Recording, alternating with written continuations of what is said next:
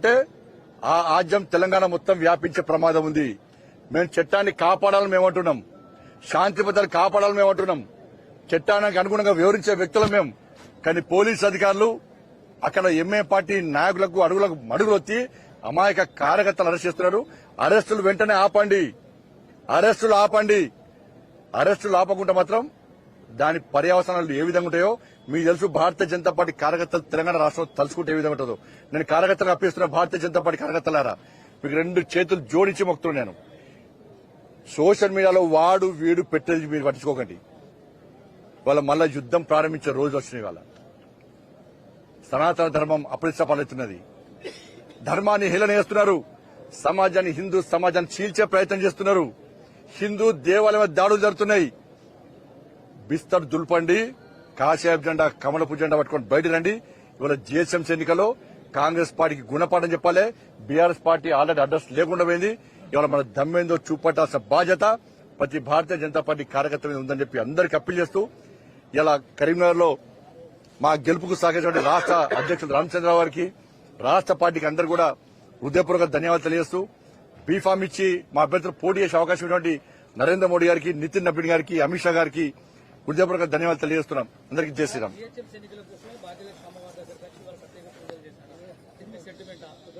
రెండవది, దేశంలో అన్ని రాజకీయ పార్టీల మీద రైడ్ చేసినటువంటి ఈడీ, ఐటీలు ఎంఐఎం ఇందాకన్నారు కదా, ఎంఐఎం కుటుంబ ఆస్తులు వాళ్ళ కుటుంబాల మీద ఎంఐఎం పార్టీ మీద ఈడీ రైడ్స్ కానీ ఐటీ రైడ్స్ కానీ ఎందుకు జరగట్లేదు అన్న? ఈడీ రైడ్స్, ఈడీ అనేది భారతీయ జనతా పార్టీ మాకు అనుబంధ సంస్థ కాదు. అది ఎవ్వరికి ఏ ఫిర్యాదులున్నా చేయాలి.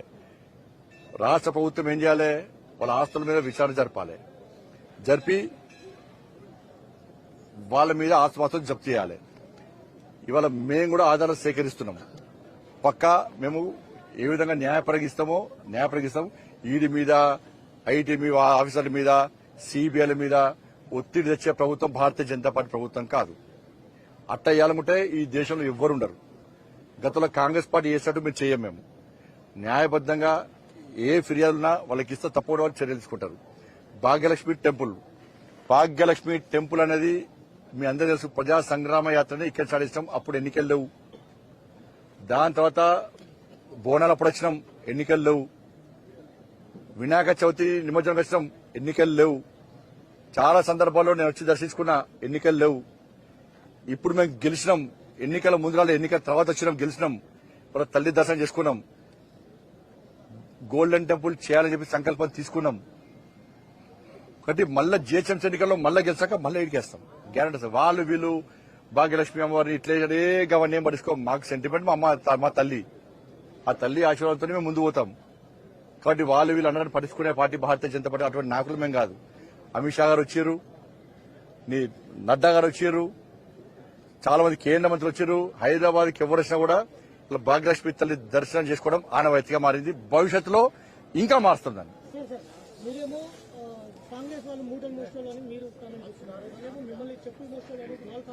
సంస్కారం లేని వచ్చే ఎన్నికల నాటికి జాగృతి లాంటి సమస్యలు వస్తే బీజేపీ భూస్థాపితమవుతుంది అనేది అటువైపు వినిపిస్తున్నాయి.